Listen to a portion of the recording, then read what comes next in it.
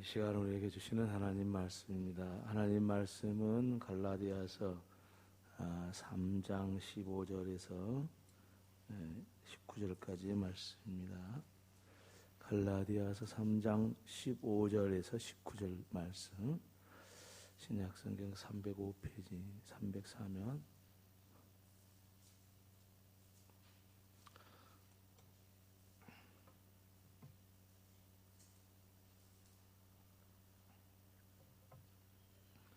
갈라디아서 3장 15절 말씀 봉독합니다. 형제들아, 내가 사람의 예대로 말하노니 사람의 언약이라도 정한 후에는 아무도 패하거나 더하거나 하지 못하느니라.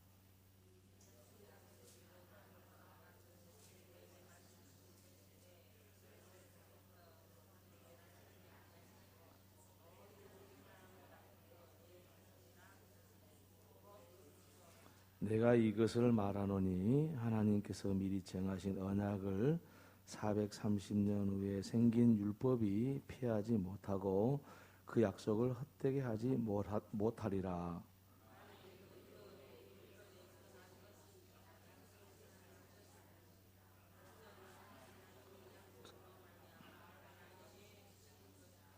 함께 읽습니다. 그런즉 율법은 무엇이냐? 범법함으로 더하여진 것이라. 천사들을 통하여 한 중보자의 손으로 베푸신 것인데 약속하신 자손이 오시기까지 있을 것이라. 아멘. 신앙생활 할 때에 여러 가지 중요한 것들이 많이 있지만은 내가 구원 받았느냐, 받지 못했느냐, 그것이 흔들리면 안 되는 거예요. 구원의 확신이 있어야 하고요. 구원받은 사실이 조금도 흔들림이 없어야 돼요. 그런데 현실적으로는 이 구원에 대한 것이 흔들릴 때가 많습니다. 근데 문제는 이 구원에 대한 확신이 흔들리면은요, 그냥 통째로 흔들려요. 뭐 한쪽 손이 흔들린다든가 한쪽 발이 흔들리면 그게 아니고 우리 전체가 흔들려 버려요. 그러니 구원에 대한 확신이 얼마나 중요하고 또 흔들림 없는 구원에 대한 그 믿음이 있다는 것이 얼마나 중요한 일인지 모릅니다. 사실 구원에 대한 것은 가장 기본적인 거 아니겠습니까? 예수를 믿은 다음에 네가 구원 받았느냐 못 받았느냐, 그 확신이 있냐 없냐, 이게 가장 근본적인 것인데요. 그러나 이 근본적인 것이라고 해서 가볍게 여기어서는 안 돼요. 신앙생활을 오래 했다고 해서 나는 구원의 확신에 대해서는 나는 그런 생각지도 않는다고, 나는 구원을 다 받았으니까 그렇게 해서도 안 되는 겁니다. 왜냐하면은 조그만 어려움이 닥칠 때 가장 먼저 건드리는 것은 뭐냐면 이 구원관이거든요. 내가 만약에 상상하지 못한 일을 당했어요. 그러면 뭐부터 흔들리냐면 하나님이 나를 정말 구원하여 주셨을까? 그것부터 흔들려요. 그 교회 오래 다녔거나 나름대로 믿음이 좋다고 하는 사람도 그럴 수 있어요. 그래서 이 구원에 대한 것에 대해서 확신을 갖고 산다는 거, 이게 대단히 중요한 일입니다. 그런데 우리가 구원에 대한 확신을 갖고 싶은데 구원에 대한 확신을 갖는 것에 방해를 주는 여러 가지 요소들이 있어요. 예를 들면 우리가 행위를 잘못했을 때 그 행동에 의해서 우리의 구원관이 흔들리는 그런 경우가 있거든요. 이것은 무엇과 연결이 되냐면은 그 복음적인 신앙이냐 혹은 율법적인 신앙이냐가 이게 연결이 돼요. 그게 대단히 중요한 일 아니겠어요? 그래서 복음과 율법, 이게 정말 어떤 관계인지 이것을 명확하게 우리가 하나님을 만난 경험을 통해서 정리를 잘 해야 돼요. 우리의 믿음은 이성을 초월해서 온 거잖아요. 이성적으로 믿는 것이 믿음이 아니잖아요. 언젠가도 말씀드렸다시피 하늘의 것이 땅으로 연결되는 게 믿음이지, 무슨 하늘에 땅에서 서로 오고 가는 게 믿음이 아니잖아요. 사람끼리 사는 게 믿음이 아니잖아요. 하나님의 세계와 이 우리가 살고 있는 이 세상과 연결되는 중에 우리가 그 안에 있게 됐을 때 이 믿음에 관련된 것을 이야기하고 있지 않습니까? 근데 중요한 사실은요, 이 믿음에 대해서 이렇게 정확히 갖기 위해서는요, 복음이 뭐고 율법이 뭔지 이것을 명확히 구분하지 못하면은 우리 구원관이 흔들리고 정말 우리가 신앙생활 잘 하다가도 정말 마지막에 가서 흔들릴 수가 있어요. 이를테면은요, 건강할 때는 괜찮은데 병 들었을 때, 정말 죽게 되었을 때, 그때는요, 막 두려움이 앞서는 거예요. 왜냐하면 우리 이성적인 그 판단으로 이것을 정리를 잘 하고 있어야 되는데, 믿음이라는 것은 신령한 세계와 이 땅의 신령한 세계의 것이, 신령한 하나님의 것이 우리가 살고 있는 이 땅의 것으로 우리 것이 되었을 때 이게 믿음이 되기 때문에 이성을 초월한 거잖아요. 그럼에도 불구하고 이성적으로 우리가 이 신앙의 사건을 해석을 잘 해야 돼요. 이게 잘 정리가 돼 있어야 돼요. 이성적인 것이 꼭 필요한 거예요. 그래서 오늘 이런 말씀을 함께 나누면서 우리의 구원관이 흔들려서는 안 되겠다. 이건 뭐 내가 믿습니다 뭐 크게 말한다 하거나 여러 번 기도한다고 해서 생기는 게 아니거든요. 뭐 많이 기도한다고 해서 내 구원의 확실성이 생긴다면 얼마나 좋겠어요. 근데 이게 정리되지 않으면요, 기도 많이 해도 이 정리되지 않으면 이게 내가 이래서 구원받아서 나는 분명하게 구원의 확신이 있다. 나를 하나님께서 구원해 주신다. 이런 것이 흔들리지 않을 수가 있는데 이게 이성적으로 논리적으로 정리가 안 되면은요, 감정적인 것에 믿음을 의존할 수밖에 없거든요. 그래서 오늘 이런 말씀을 함께 나누려고 합니다. 근데 먼저 우리가 가장 문제가 되는 것이, 이것과 관련돼서 문제가 되는 것이 뭐냐면은 율법이 그 먼저인 것처럼 생각하는 사람도 있습니다. 그러니까 율법적인 사고를 가진 사람은 교회 나와야, 그래서 하나님이 교회 나오게 하셔서 신앙생활을 해야 하나님이 구원해 주신 것이지, 하나님께서 교회도 안 나오는데 어떻게 구원해 주시겠냐, 그렇게 따지면 이제 율법적인 신앙이거든요. 이게 또 틀린 말은 아닌 것 같아요. 어떻게 생각하면 그잖아요. 근데 또 그걸 너무 강조를 하다 보면은 그러면 네가 교회에 나왔기 때문에 구원받는 거냐? 이렇게 따지면은 그게 또 말이 또 안 맞잖아요. 같은 그 행동을 통해서 네가 교회에 나왔기 때문에 구원받는 거냐? 그러면 네가 교회에 안 나왔으면 구원받겠냐? 뭐 이렇게 생각하면은 막 서로 혼선이 되잖아요. 그래서 흔히 우리가 예수를 오래 믿은 사람도 잘못된 생각을 하는 경우가 대부분이 어떤 경우냐면은 율법에 의해서 자기 구원에 대한 것을 생각을 하려고 하는 거예요. 율법을 먼저 생각해. 다시 말하면은 우리의 행위가 뒤따라야 그것이 믿음이지, 행위가 뒤따라야 아는 것이 어떻게 믿음이냐라는 말을 잘못 해석을 해가지고 우리가 율법이 먼저라고 생각을 하면서 우리의 구원을 생각하면은 시시때때로 바꿔줘요. 변화가 돼요. 왔다 갔다. 왜냐하면 어떨 때는 우리가 신앙생활 잘할 때도 있지만은 못할 때도 있잖아요. 못할 때가 있는가 하면 또 잘할 때도 있고, 이러니까 내 행동이 왔다 갔다 하니까 내 구원도 왔다 갔다 하는 거예요. 얼마나 힘들겠어요. 이런 신앙의 사람들이 하나 있어요. 또 한 가지는 뭐냐면은 복음이 바로 우리를 구원한 것이다. 복음은 예수 그리스도죠. 예수 그리스도를 믿음으로 십자가에서 우리를 죄를 용서해 주고 그를 믿음으로 구원을 받는다. 틀린 게 아닙니다. 맞습니다. 그런데 문제는 율법을 무시하는 사람이 있어요. 근데 사실은 알고 보면은 복음을 우리가 아는 것은 사실은 율법이 있기 때문에 아는 거거든요.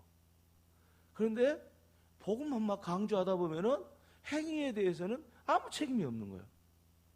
이거 얼마나 문제가 심각해요. 이 사람 보고 구원받았다고 말할 수 있겠어요? 그렇잖아요. 하나님께서 나를 구원해 주셨으니까 나는 교회 안 나오도 되고 나 하고 싶은 대로 해도 되고 마음대로 해도 돼. 난 구원받았어. 이렇게 생각해버리면은 이 사람이 과연 율법을 전혀 무시해버렸잖아요. 이 사람은 과연 구원받았다고 말할 수 있냐 이거예요. 그것도 또 안 맞는 말이잖아요. 그래서 이거를 잘 정리를 못해가지고 왔다 갔다 그래요. 그래서 사실은 뭐냐면은 오늘 이 본문의 말씀 이것들을 좀 정리해주는 말씀이에요. 그래서 갈라디아서 지금 3장 이제 들어와서 이제 중반 정도 봅니다만은 이 갈라디아서가요 아주 미묘한 차이가 있어요. 말들 차이. 그래서 갈라디아서를 이렇게 잘 이해를 하면은 성경 전체를 이해할 만큼 섬세한 복음이면서 조금 어렵기는 해요. 근데 이건 꼭 이해를 해야 돼요. 이걸 이해를 못하면 우리 신앙이 잘 정립이 되질 않아요. 마치요 구멍 뚫린 항아리와 같아요. 이 갈라디아서를 이해를 못하면은 물 구멍 뚫린 항아리에다 막 부어봐요. 물 부어봐요. 다 쏟아져 버리고 없어요. 그거 어떻게 물이 차겠어요, 그 항아리가. 그러니까 이거를 신앙적으로 딱 정립을 해야지. 이거 정립하지 못하면은 맨날 내가 기도를 하고 맨날 신앙을 내가 봉사하고 헌신하는데 남아있는 건 내게 별거 없어. 왜? 내가 이 구원에 대한 확신을 갖지 못하니까 이랬다 저랬다 바꿔지니까 복음이 뭐고 율법이 뭔지 이걸 잘 헷갈리니까 내 신앙이 이렇게 저렇게 쏟아져 버리는 거예요. 그러니까 오늘 저녁에 무슨 말씀을 비유하자면은 여러분의 신앙이 여러분의 심령에 가득 찰 수 있도록 마치 항아리에 구멍 뚫려 있는데 그 구멍을 막는 작업이라고 생각하면 되겠어요. 그게 중요하죠. 그래서 오늘 잘 듣고요.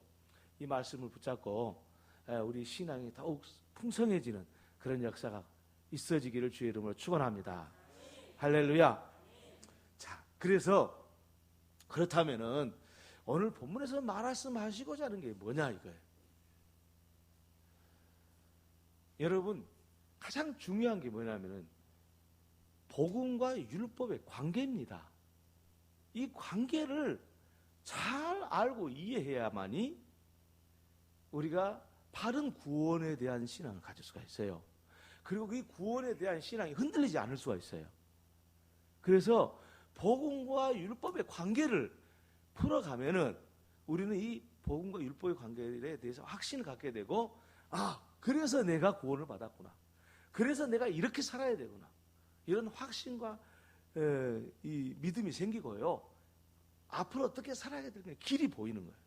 자, 그렇다면 복음과 율법 이 관계가 어떤 관계냐라는 것을 말씀을 드리기 위해서 가장 먼저 생각해야 될 것은 뭐냐면은 도대체 성경에서 창세기 1장부터 요한계시록 22장까지 어떤 그 복음과 율법에 대해서 어떻게 말하고 있느냐 하는 것입니다.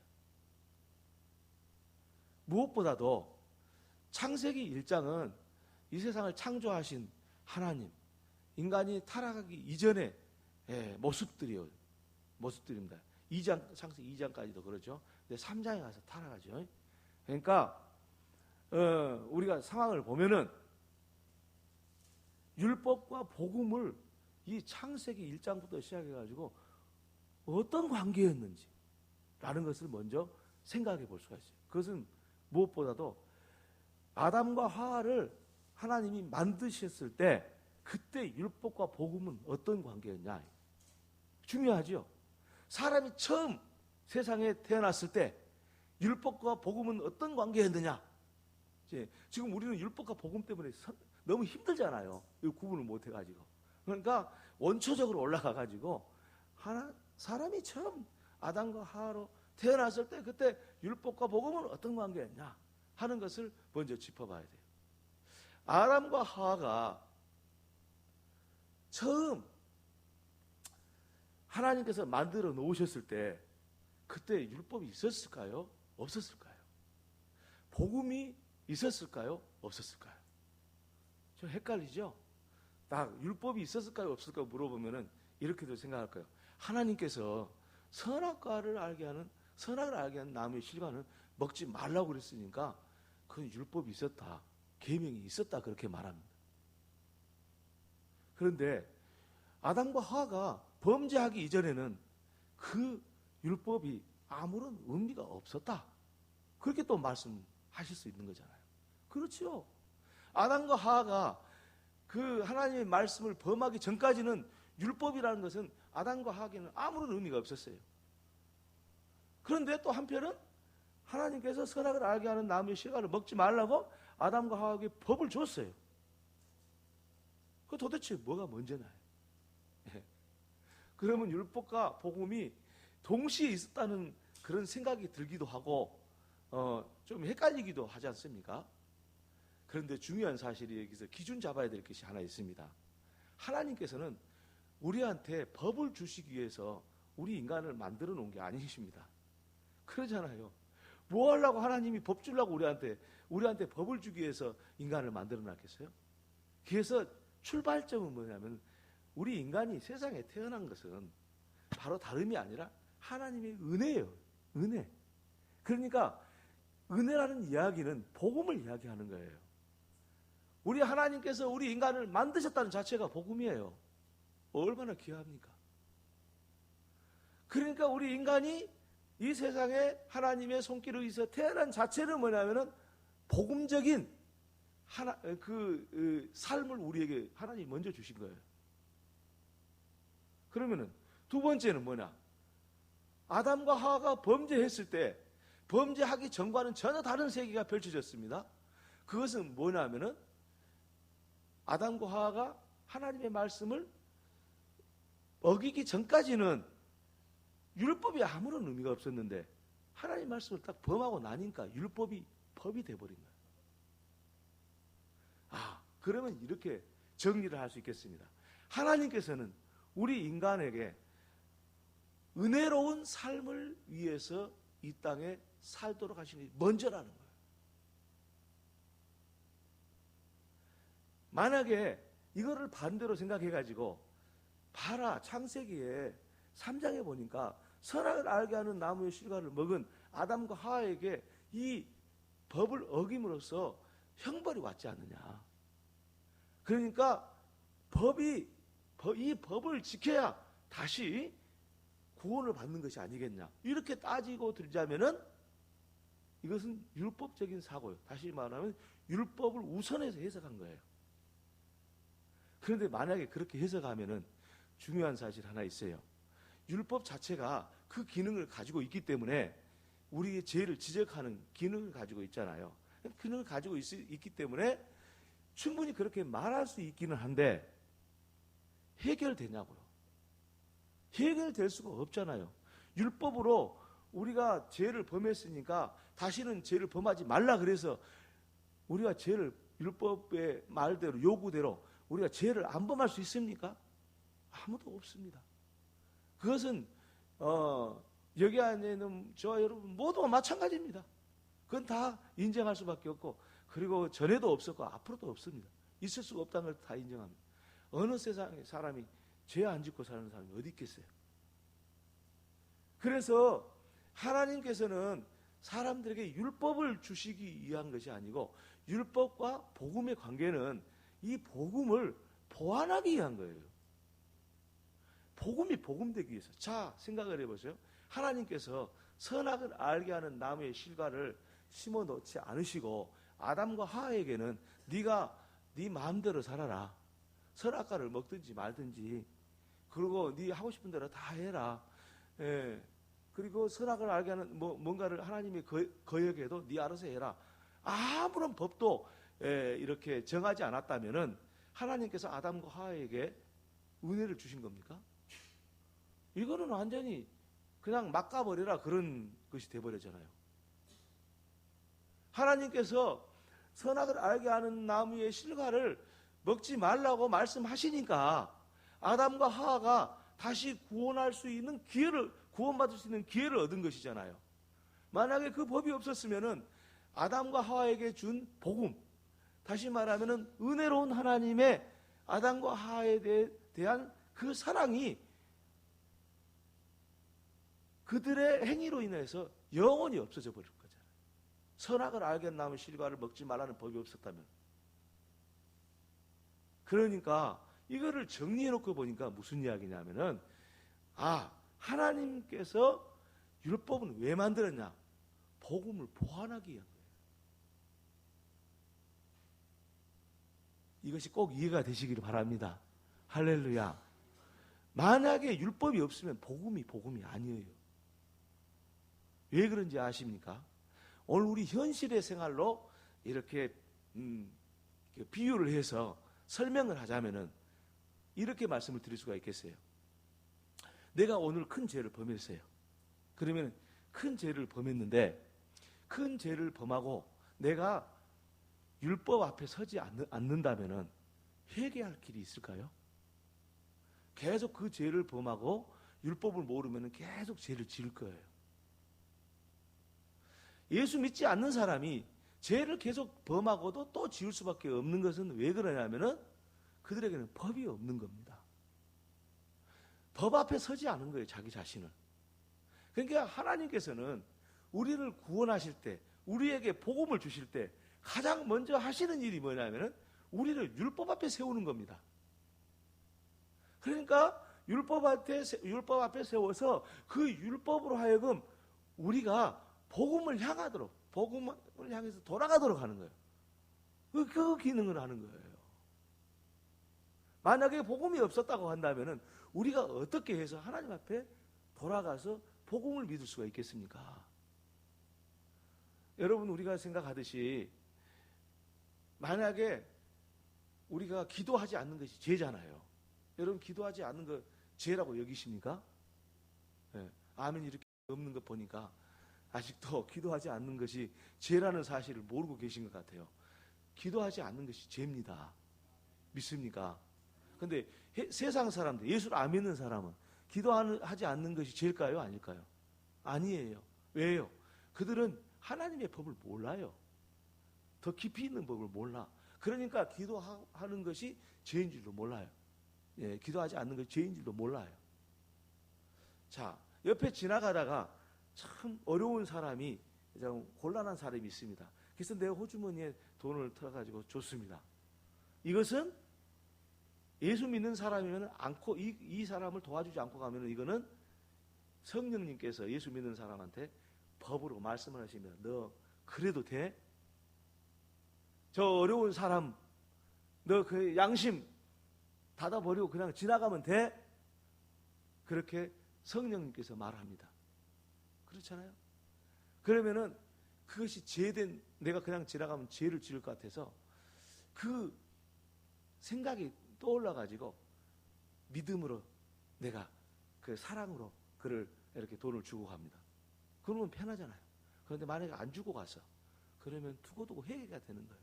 하나님, 내가 지난번에 어딜 지나가는데 참 어려운 사람이 나한테 도움을 요청했는데 내가 호주머니에 돈이 있었는데도 불구하고 그냥 지나갔습니다. 너무너무 나중에 마음이 힘든 거예요. 이 사람은 어떤 사람이에요? 이 사람이 복음으로 돌아갈 수 있는 사람이에요. 그런데 만약에 신앙이 좀 얕아가지고 지나가면서도 그것 자신, 양심의 가책도 없어. 그냥 지나가는 거야. 그리고 그 사람은 그걸 절대 회개하지 않지. 그러니까 그것 때문에 복음을 경험할 수가 없어요. 그럼 누가 복이에요? 그냥 지나간 사람이 복입니까? 못 지나가서 그냥 내가 도움을 줘야 되는데 못 주고 가서 못 준 것이 아파하는 사람이 복입니까? 이건 그냥 지나간 사람이 복이 아니에요. 그냥 못 줘서 아파하는 사람이 복이지, 아파하지도 않고 그냥 지나가 버린 사람은, 그것이 아파하지도 않는 사람은 복이 아니에요. 왜냐하면은 복음을 몰라요. 그 깊이 있는 복음을. 이거 어려운 사람 나를 도와달라고 하는 그 사람을 그 양심의 가책도 느끼지 않고 그냥 지나갔기 때문에 돌아와서 회개하지도 않아요. 그런데 양심의 가책을 신앙적인 양심의 가책을 느낀 사람은 그냥 못 주고 나면 그냥 내가 너무 악했어. 그러면서 하나님 앞에 용서를 빌어요. 그러면 누가 더 깊이 있는 복음에 들어가냐 이거예요. 그건 당연히 마음 아파하는 사람이 깊이 있는 복음으로 들어가고, 마음 아파하지 않고 그것이 그냥 지나간 건 당연한 것이겠지. 그런 사람한테는 복음을 이해를 못해요. 깊이 있는 복음을. 단지 구원 받았을 수는 있겠지만은 깊이 있는 복음을 이해 못해요. 어떻게 그걸 이해합니까? 그러니까 생각을 해놓고 보니까 이 율법은 뭡니까? 우리로 하여금 더 깊이 있게 하나님의 복음을 경험하게 하는 하나의 과정에 있는 것이에요. 그래서 우리는 복음을 가지고 율법을 해석해야지, 율법을 가지고 복음을 해석하려면 안 돼요. 여기서 구원론이 다 무너지는 거예요. 구원관이 여기서 무너지는 거예요. 복음과 율법의 관계를 모르니까 복음이나 율법이나 어떨 때는 복음, 어떨 때는 율법 왔다 갔다 하는 거에 헷갈린 거예요. 근데 하나만 잊어버리지 마세요. 복음을 가지고 율법을 해석하셔야 돼요. 그래서 우리가 복음은 바로 이와 같이도 우리에게 율법은 이와 같이도 우리로 하여금 복음으로 인도하는 역할을 하는 거예요. 그래서 몽학 선생이 됐다고 이제 말을 하고 그러잖아요. 말씀하고 있잖아요. 이제 나중에 몽학 선생 이야기가 나와요. 몽학 선생, 훈육 선생이라는 거예요. 훈육 선생. 그러니까 이 관계가 명확해야 돼요. 자, 아까 예를 들었던 말씀처럼 그 마음 아파한 사람은 복음으로 가서 복음의 깊이를 젖어들어서 내가 그것이 큰 잘못이었다는 것을 하나님 앞에 회개하고 하나님을 깊이 있게 만나는 거예요. 그런데 양심의 가책도 없이 지나가 버린 그 사람은 절대 회개할 일이 없기 때문에 하나님의 깊이를 알지 못해요. 이 기능이 있어요. 또 한 가지는 뭐냐면요, 중요한 사실은 이 복음이 복음 안에서 살아가는 사람이 복음을 떠나지 않게 하는 기능이 또 있어요. 그게 율법이에요. 그러니까 여러분, 자, 주일날 성수주일하는 것, 교회에 내 마음대로 주일날 내 마음대로 안 쓰고 내가 적당히 알아서 쓴 게 아니라 하나님 말씀 그대로 죽으면 죽으리라. 내가 내 인생이 그냥 손에 나면 손에 나리라. 그리고 주님의 나를 지키고 성수주의를 한 사람한테 뭐가 붙잡고 있는 것입니까? 하나님의 말씀이 붙잡고 있잖아요. 그 하나님의 말씀은 뭐냐면은 복음이 복음되게 하는 것이잖아요. 그 말씀이 없는 사람은요, 그 말씀을 통해서 믿음이 없는 사람은요, 주의를 안 지켜요. 필요에 따라서 이렇게 지키기도 하고 저렇게 지키기도 하고 내 마음대로 하는 거예요. 상황에 따라서 막 바꿔지는 거예요. 이 사람은 보면 율법을 무시하고 사는 사람이잖아요. 다시 말하면 하나님의 말씀을 무시해버린 거잖아요. 그러니까 복음 안에서 복음을 떠나지 않게 하는 그 율법의 기능을 경험하지 못한 거예요. 우리 율법이 우리로 하여금 복음으로 돌아가게 만들고, 그리고 복음 안에서 사는 우리를 복음을 떠나지 않게 하는 기능이 율법에 있다는 거죠. 너무 신비로운 관계잖아요. 얼마나 이 사실을 우리가 알아야 돼요. 그래서 이렇게 정리해 놓고 보니까 뭐냐, 우리는 율법을 가지고 해석할 것이 아니라 복음을 가지고 율법을 해석해요. 그러면은 우리가 이제 모든 기준이 정확하게 설 수가 있어요. 우리가 믿음으로 말미암아 구원을 얻었잖아요. 그러면 믿음으로 말미암아 구원을 얻은 것이, 이것은 변할 수 없는 사실이에요. 우리가 행위를 통해서 구원 얻은 거 아니에요. 그럼에도 불구하고 믿음을 통해서 구원을 얻었지만, 그럼에도 불구하고 그 믿음에 들어오게 하는 것은 복음이 아니었고 율법이었어요. 우리가 그 율법 앞에 서지 않고는 예수님의 십자가를 볼 수가 없어요. 예수님의 십자가를 경험할 수가 없어요. 우리가 죄인인 것을 우리 스스로 깨닫지 않고는 어떻게 십자가를 찾을 필요가 있겠어요? 어떻게 십자가를 찾겠어요? 십자가를 찾을 필요가 없는 겁니다. 그러니까 이 복음과 율법의 관계는 이와 같은 관계에 있는 것이지 대등한 관계도 아니고 율법이 앞선 관계도 아니고 복음만 있는 관계도 아닌 겁니다.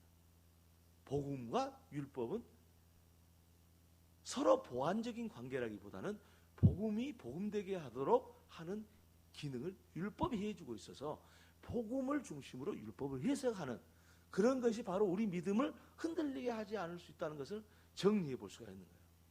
그래서 우리는 예수를 믿게 된 것은 결국 그 믿음으로 우리가 구원을 받은 것이지만은 그 믿음에 이르게 한 것은 이르도록 우리를 복음으로 인도한 것은 율법이었고, 그리고 믿음을 가진 우리들에게 하나님의 말씀대로 살게 하는 것은 또 율법의 기능이라는 것이죠.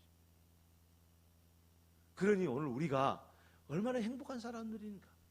하나님이 우리 인생을 얼마나 행복하게 만들어놨습니까? 왜입니까?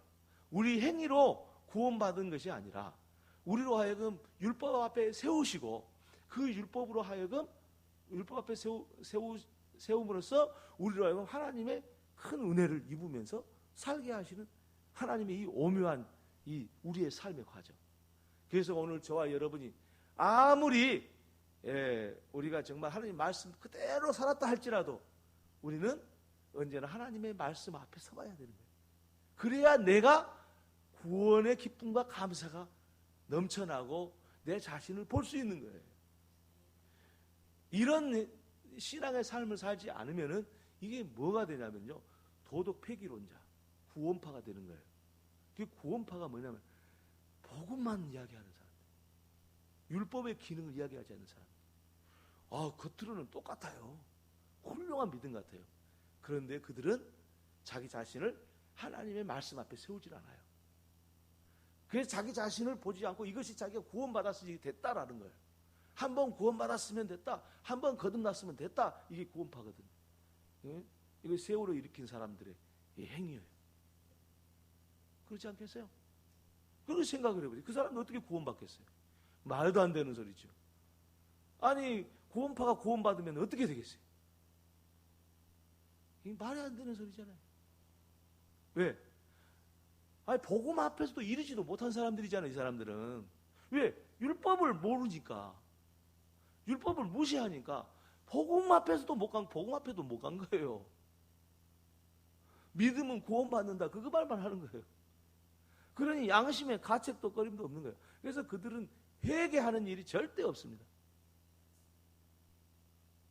죄를 짓고도 감사합니다, 구원해 주셔서. 그렇게 이야기합니다. 재밌지요. 얼마나, 어떻게 그런 사고가 나왔을까요?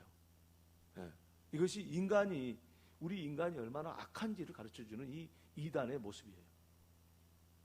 그러니까 오늘 저와 여러분요, 우리가 구원받았다는 사실은 복음과 율법의 관계가 명확했을 때 확신이 더 가는 거예요. 내가 복음을 믿을 때 율법이 나를 복음으로 인도했고, 또 복음을 믿었더니, 그래서 예수를 만났더니, 십자가를 만났더니, 그때서 다시 율법이 나로 하여금 복음을 떠나지 않게 하는구나. 야, 신비로운 관계구나. 그래서 내 자신을 언제나 하나님 말씀 앞에, 법 앞에 세움으로써 내가 가지고 내게 있는 복음이 더 복음되게 하고, 믿음의 길로 들어서게 하고, 더 확신을 갖게 하고, 흔들림이 없게 하는 거예요. 우리가 죄 지었다고 우리 구원이 없어집니까? 절대 그럴 리가 없어요. 왜? 우리는 율법 앞에 서서 우리의 죄인인 것을 알았고, 십자가를 경험했고, 예수가 내 죄를 용서해 준 걸 경험했고, 그러니까 우리가 구원받은 거 확실하고, 이것은 변하지 않는 거예요. 대신에 우리가 복음을 떠나게 되면 율법이 다시 나타나서 우리를 하여금 복음으로 되돌아가게 하고, 복음을 떠나지 않게 하는 기능들을 오늘 하게 된다는 거예요. 그래서 오늘 이 말씀을 이제 제가 이어서 이제 다음 시간에는 말씀을 드리겠습니다만, 이 말씀은요, 이것이 뭐냐면 약속이라는 말을 하고 있어요. 복음은 약속이에요. 약속을 믿는 거예요. 다시 말하면은 복음은 하나님이 하신 약속을 믿을 때 이게 믿음이 생기는 거고, 이게 복음이에요. 근데 믿지 않으면은 이게 믿음이 안 생기는 거예요. 그럼 어떻게 해서 믿냐? 내가 내 자신이 율법 앞에 섬으로써 하나님의 말씀을 믿게 하는 거예요. 참 놀라운 거예요. 여러분, 아브라함이 먼저지 모세가 먼저가 아니잖아요. 모세는요, 야곱의 아들들이, 12아들들이 자녀들 낳았고 70명이 애굽으로 들어갔잖아요. 그러면 아브라함의 아버지 이삭의 아버지 야곱의 아버지 이삭의 아버지 아브라함이잖아요. 그거 한참 뒤에잖아요. 근데 문제는 야곱의 이 70명의 자손들이 430년간 애굽에서 종살이 한 다음에 나오잖아요. 그러니까 시간적으로 따져도 율법이 맨 더 나중이에요. 하나님이 사람을 먼저 창조했지 선악과를 먼저 선악과 법을 먼저 주셨나요? 먼저 창조한 것은 하나님이 사람을 먼저 창조하시고 그 다음에 법을 주셨지. 아브라함이 하나님이 약속을 믿고 믿음을 갖기 시작했고, 그리고 율법은 나중이죠. 모세를 통해서 줬으니까. 모세하고 아브라함은 차이가 많죠. 연대기적으로 차이가 많잖아요. 그래서 아브라함이 창세기 12장의 말씀 보면은 하나님께서 말씀하시는 거예요. 너는 내 본토 친척 아비 집을 떠나 내가 지시할 땅으로 가라 그랬어요.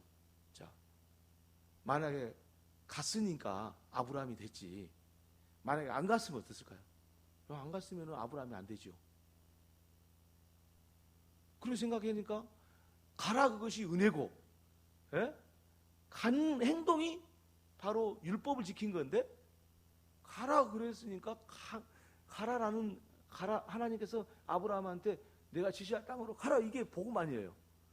그런데 복음이 먼저지요. 가라. 그 다음에 그러면은 네가 네 자손이 별처럼 많게 하겠다. 이게 행위를 통해서, 율법을 통해서 복음을 완성시키잖아요. 오묘한 관계잖아요. 그래서 저와 여러분이요, 이 율법과 복음에 대한 것을 아주 분명하게 정리해야 돼요. 그래서 다시는 이런 것에 헷갈리지 말고, 내가 행위가 좀 잘못되고 내 행위가 하나님 앞에서 정말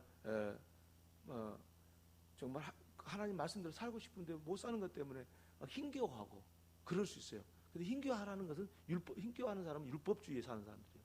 왜냐하면은 힘겨운 시간이 됐으면 복음으로 빨리 돌아가서 회개하고 하나님 앞에 다시 새 삶을 추구하고 이래야 되잖아요. 힘들어만 하면 안 되는 거예요. 조금씩 변화되고 또 변화되고 이러면서 하나님의 은혜 가운데 살게 되는 거죠. 오늘 저와 여러분이요, 구원이 흔들리지 않기를 바랍니다. 어떤 경우도 구원이 흔들리지 않기를 바랍니다. 할렐루야. 너무 중요합니다. 그래서 우리가 율법으로 복음을 보지 말고 복음으로 율법을 해석해야 돼. 복음에 보완하는 존재가 율법이에요. 그러니까 이것을 관계를 가지고 그렇다고 율법을 무시하면 안 돼요. 왜? 하나님의 말씀을 무시하는 거예요. 말도 안 되는 거잖아요. 그래서 오늘 우리는 이런 믿음 안에 살아가서 기도하지 않는 것도 죄라는 거, 그것도 들어보니까 어떻습니까? 야, 내가 하나님 회개해야 되겠구나, 이런 생각이 들잖아요. 그러면은 당장 회개하고 주님 앞에 나와서 기도하고, 기도의 삶을 살아야 되겠구나. 이것이 뭐예요? 복음으로 들어가는 거예요. 그러면은 기도가 열려지고 더 은혜로운 삶이 되고 복된 삶이 되는 겁니다. 하나님께서는 그렇게 우리에게 복을 주시는 겁니다. 이 은혜 가운데 살아가는 저와 여러분 되기를 주의 이름으로 축원합니다. 할렐루야. 우리 함께 손을 들고 함께 오십시다. 예수님은 나의 왕이십니다. 예수님 나의 왕이 되어주세요. 예수님 나의 주인이십니다. 예수님 나의 주인이 되어주세요. 할렐루야. 할렐루야. 할렐루야.